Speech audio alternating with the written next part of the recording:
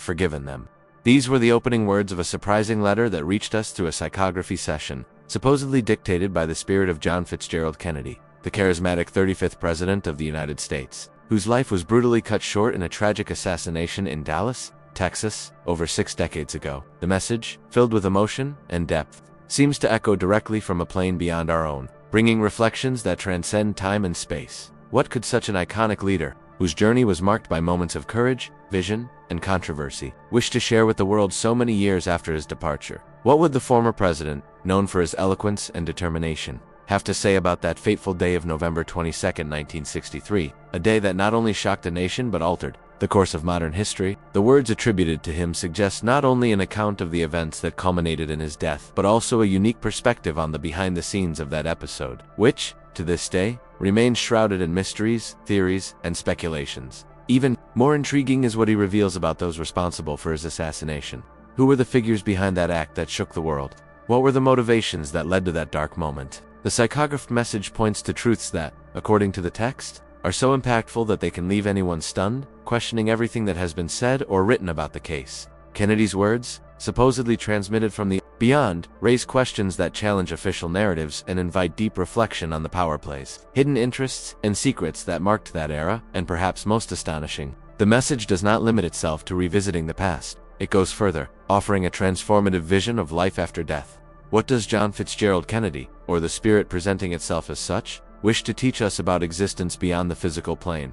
His words, filled with wisdom and serenity, seem to carry an invitation to rethink our priorities, values, and the way we live our lives. The message suggests that there is something far greater than earthly disputes, something that transcends the tragedies and conflicts that marked his story. Stay until the end, because the revelations contained in this letter, especially those about what truly matters in existence, promise to completely change your perspective and open your mind to new understandings of life, death, and the purpose of our journey. John Fitzgerald Kennedy, a name that resonates in history, was only 46 years old when his life was tragically ended on that fateful sunny afternoon of November 22, 1963, in Dallas, in the heart of Texas. At the peak of his political career, Kennedy was more than a president. He was a symbol of renewal, a charismatic leader who inspired millions with his vision of a better future. Married to Jacqueline Bouvier Kennedy, a figure of elegance and strength, and father to 2 young children, Carolyn and John Jr., he represented for many the great hope of America in an era marked by global tensions, civil rights struggles, and the promise of progress. On that day, under the clear Dallas sky,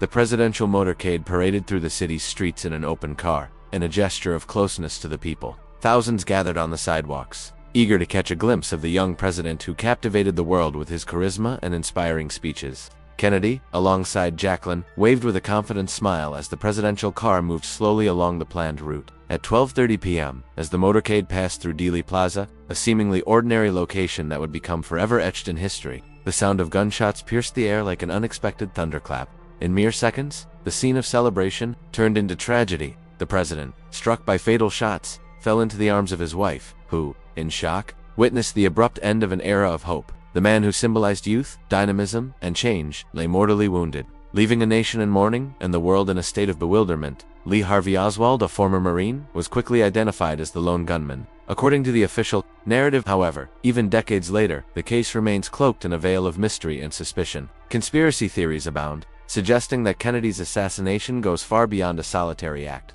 Who was truly behind that attack that shocked the world? What hidden interests might have motivated such a bold crime? What did Kennedy, with his access to privileged information and his defiant stance against certain powers, know that perhaps he shouldn't have?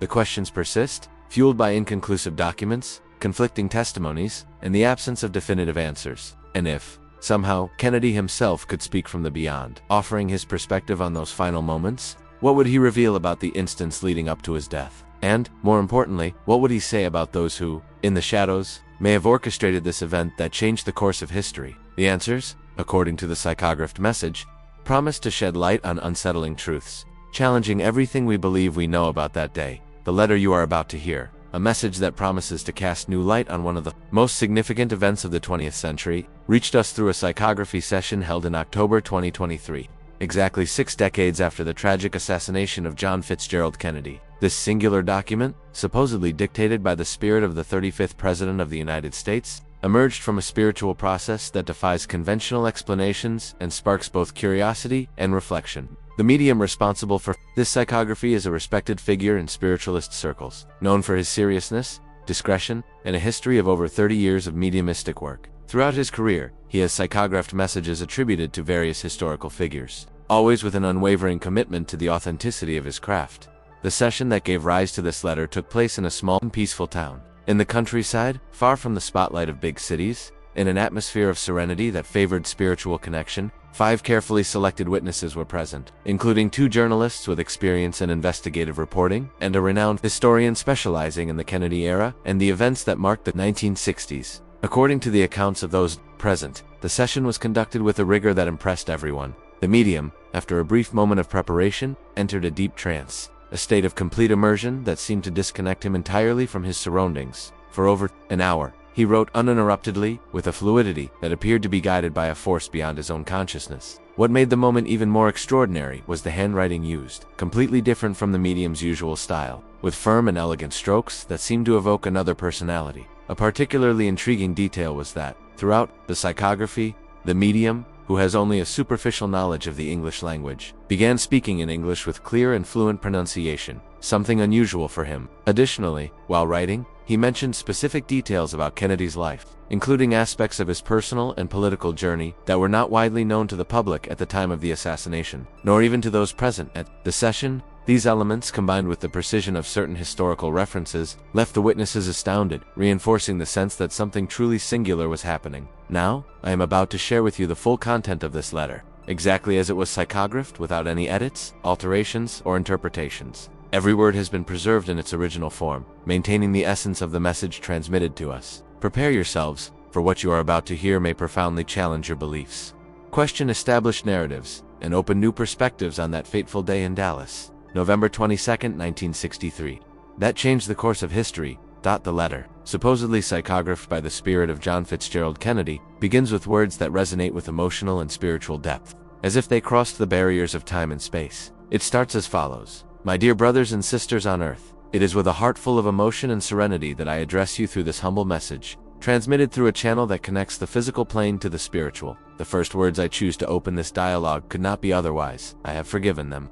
These words, which echo with strength and meaning, do not stem from weakness or surrender, but from an elevated understanding, a clear vision, that I only achieved after crossing the subtle veil that separates earthly existence from the spiritual reality where I now reside. This understanding brought peace to my being, allowing me to see beyond the pains and tragedies that marked my time on earth.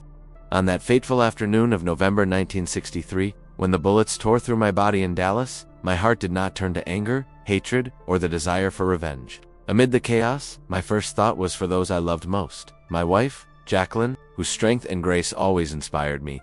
My children, Caroline and John Jr., who represented the promise of a future I dreamed of building, and the American people, who with their trust and hope, entrusted me with the responsibility of leading a nation in times of great challenges. As life slipped away, I saw the terror in Jackie's eyes, felt the weight of despair that fell upon an entire nation, and understood, in that moment, that my death was not merely the end of a personal journey. It was the beginning of something much greater, an event that reverberated for decades, shaping the course of history and raising questions that persist to this day. From the spiritual plane, where I now reside, a dimension of clarity and truth, I can see with precision the intricate threads that wove that tragedy in Dallas. It was not, as many were led to believe, the isolated act of a lone man driven by madness or imbalance. Behind those shots that silenced my physical voice, there was a complex, carefully orchestrated network of powerful interests. Influential figures, whose identities remain in the shadows of official history, saw in my presidency a direct threat to their dark plans, to their interests that thrived in opacity and control.